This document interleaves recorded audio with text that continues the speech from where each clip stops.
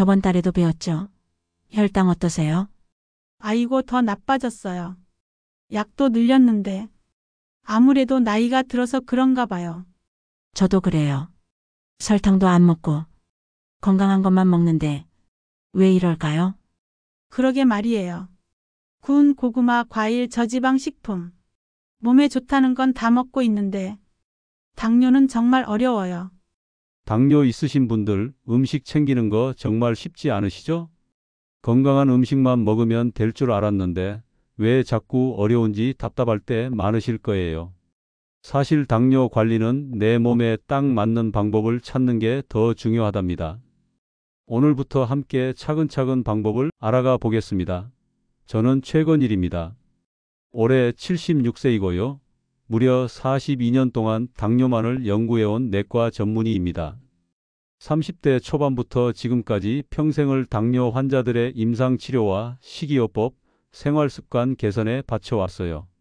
그동안 제가 직접 진료한 당뇨 환자만 해도 수천 명이 넘습니다. 그 중에는 10년, 20년 넘게 당뇨약을 복용하시다가 생활습관 개선만으로 완전히 약을 끊으신 분들도 많고요. 반대로 약만 믿고 생활습관을 소홀히 해서 합병증으로 고생하시는 분들도 안타깝게 봐왔습니다. 오늘 제가 전하는 이야기는 솔직히 말씀드리면 병원에서도 제약회사에서도 쉽게 꺼내놓지 않는 진실입니다. 왜냐하면 환자가 스스로 관리할 수 있는 방법을 알려주면 병원 방문 횟수도 줄고 약 처방량도 줄어들거든요. 많은 분들이 설탕만 끊으면 된다고 생각하시는데 이건 절반만 맞는 이야기예요. 설탕은 당연히 피해야 하지만 정작 설탕보다 더 위험하게 혈당을 올리는 음식들을 모른 채 매일 드시는 분들이 너무 많아요. 당뇨가 정말 무서운 이유를 말씀드릴게요. 단순히 혈당이 높은 것만으로 끝나는 게 아니에요. 제가 42년간 봐온 환자들 중에 당뇨 합병증으로 실명하신 분들이 계세요.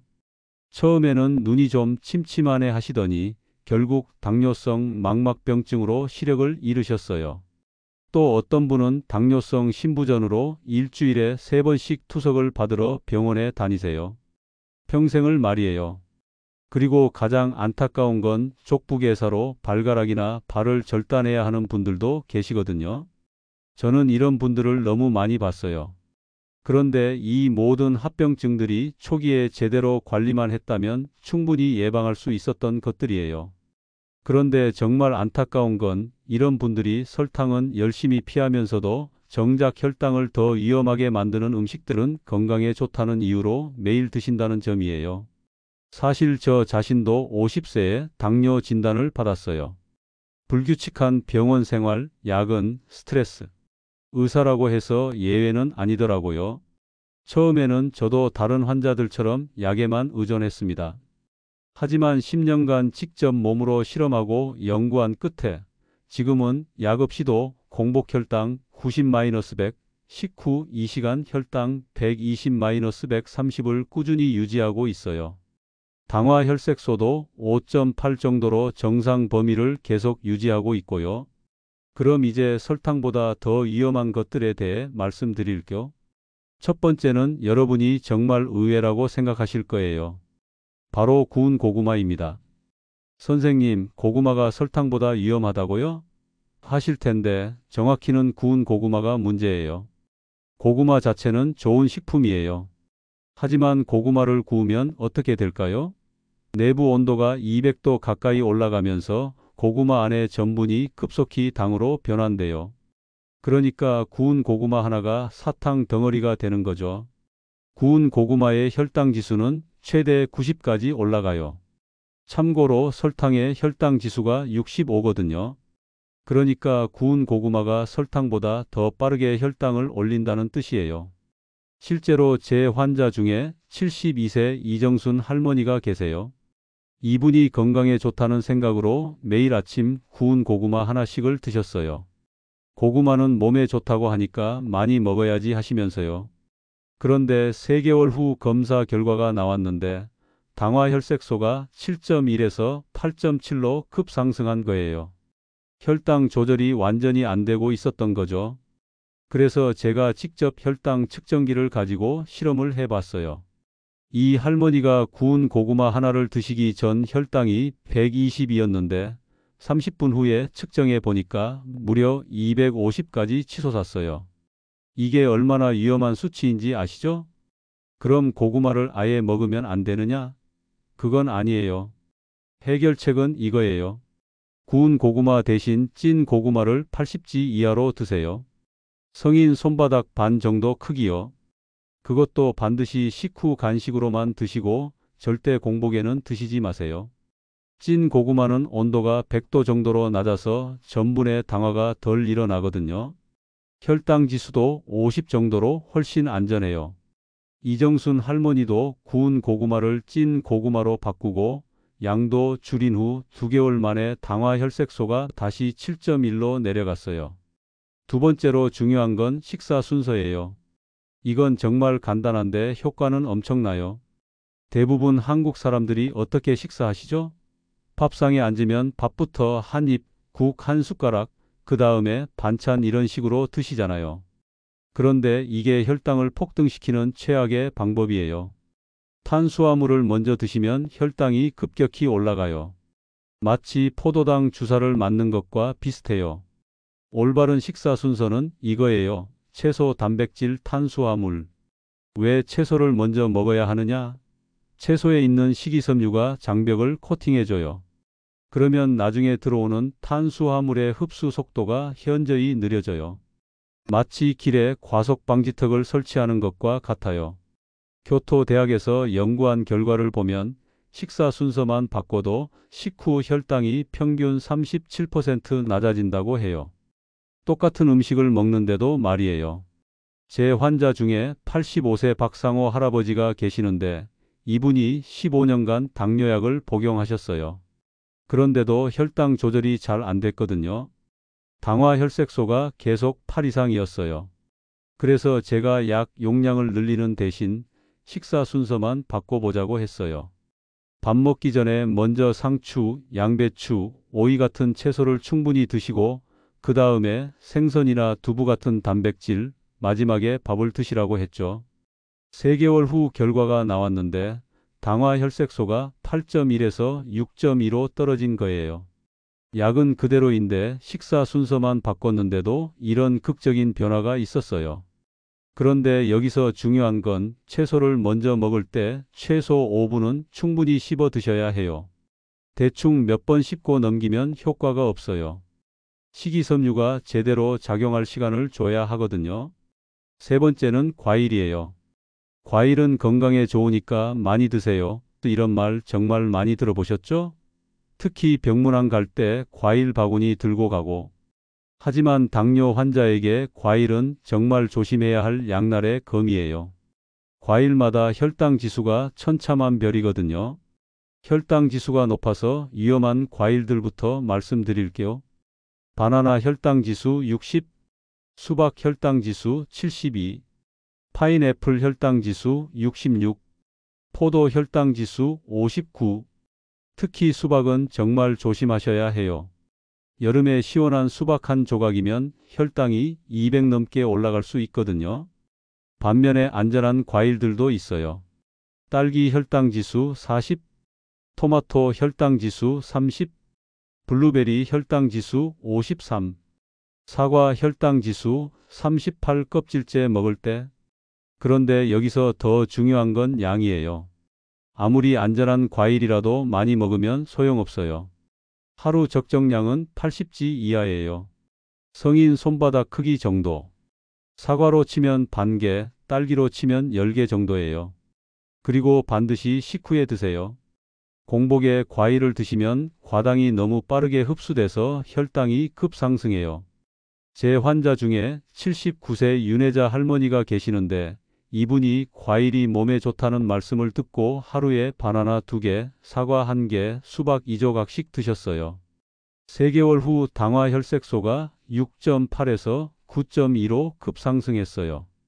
약도 제대로 드시고 운동도 하셨는데 혈당 조절이 안 됐던 이유가 과일 때문이었던 거죠. 과일을 하루 80지 이하로 제한하고 혈당 지수가 낮은 것들로만 바꾼 후 4개월 만에 당화 혈색소가 다시 6.9로 내려갔어요. 네 번째는 정말 중요해요. 아침 공복 혈당에 관한 이야기예요. 여러분, 아침에 일어나서 가장 먼저 무엇을 드시나요? 커피? 물? 아니면 바로 밥? 8시간 이상 굶은 공복 상태의 장은 마른 농 같아요. 물을 부으면 순식간에 스며드는 것처럼 첫 번째 음식이 혈관으로 급속히 흡수돼요. 그래서 아침 첫 음식이 하루 종일 혈당 패턴을 좌우해요. 저는 모든 당뇨 환자에게 아침 첫 음식으로 양배추찜을 권해요. 양배추에는 식이섬유가 엄청 풍부해요. 백지당 2.5g의 식이섬유가 들어있는데 이게 장벽을 코팅해서 하루 종일 탄수화물 흡수를 늦춰줘요.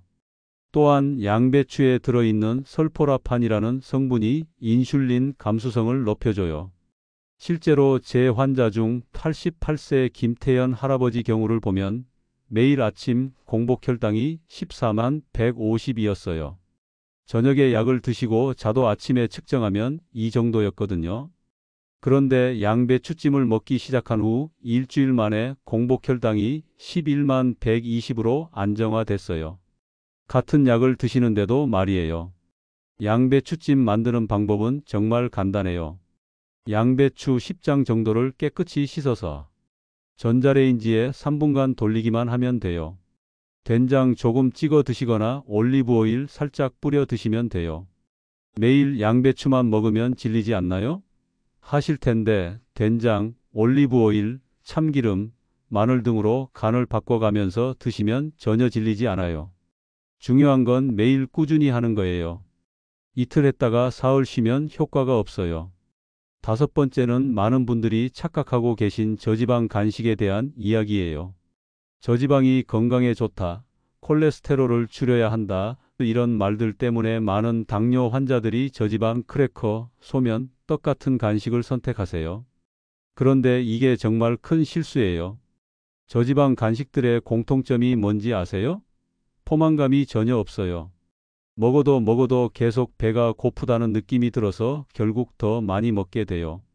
반면에 적절한 건강한 지방은 오히려 포만감을 오래 유지시켜서 과식을 막아줘요. 그리고 혈당의 급격한 상승과 하락을 완화시켜줘요. 예를 들어 바나나 하나만 먹으면 혈당이 급상승했다가 2시간 후에 급하락해요. 그러면 또 배가 고파서 뭔가 찾아 먹게 되죠.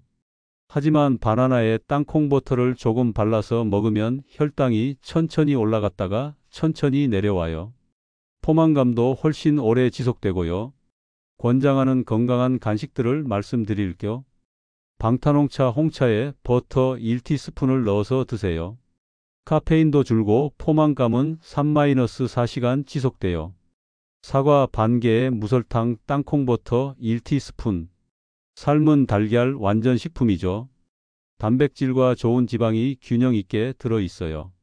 아보카도 반 개 정도면 충분해요. 무염 견과류 아몬드, 호두 등을 한 줌 정도 드셔도 좋습니다. 제 환자 중 74세 송미란 할머니는 매일 저지방 크래커를 간식으로 드셨어요. 그런데 항상 허기져서 자꾸만 더 찾아 먹게 되더라고요. 하루에 크래커 한 통을 다 드실 때도 있었어요. 건강한 지방이 포함된 간식으로 바꾼 후에는 허기도 줄고 자연스럽게 식사량도 줄어서 혈당이 훨씬 안정됐어요. 체중도 3kg 정도 자연스럽게 빠졌고요. 42년간 수천 명의 당뇨 환자들을 만나면서 제가 확신하게 된 한 가지가 있어요. 당뇨는 절망이 아니라 새로운 시작이라는 거예요. 많은 분들이 당뇨 진단을 받으면 이제 끝났다, 평생 약을 먹어야 한다고 절망하시는데 전혀 그렇지 않아요. 오히려 이걸 계기로 더 건강한 생활을 하게 되어서 동년배들보다 훨씬 건강하게 사시는 분들을 많이 봤어요. 오늘 말씀드린 내용을 다시 정리해 드릴게요. 구운 고구마는 피하고 찐 고구마를 소량만. 식사 순서를 바꾸세요. 채소, 단백질, 탄수화물. 과일은 저혈당 지수 과일로 하루 80g 이하만. 아침 첫 음식은 양배추찜으로. 간식은 건강한 지방이 포함된 것으로. 이 중에서 가장 쉽고 효과가 빠른 것부터 시작하세요. 저는 양배추찜을 가장 먼저 권해요. 내일 아침부터 바로 시작할 수 있고 일주일 안에 효과를 느낄 수 있거든요. 나이가 많아서 오래 알아서 포기하지 마세요. 제 환자들 중에는 20년 넘게 당뇨약을 복용하다가 이런 생활 습관 개선으로 약을 완전히 끊은 분들도 많아요. 85세에 처음 시작해서 성공하신 분도 계시고요. 중요한 건 지금 당장 시작하는 거예요. 내일부터가 아니라 바로 지금요. 작은 변화가 모여서 큰 차이를 만들어요. 여러분의 건강한 미래를 진심으로 응원합니다. 함께 건강한 100세까지 걸어가요. 마지막으로 이 영상이 도움이 되셨다면 꼭 구독과 좋아요 부탁드려요. 그리고 댓글로 여러분의 경험도 나눠주세요. 서로 응원하고 격려하는 것만큼 좋은 치료는 없거든요. 늘 건강하세요.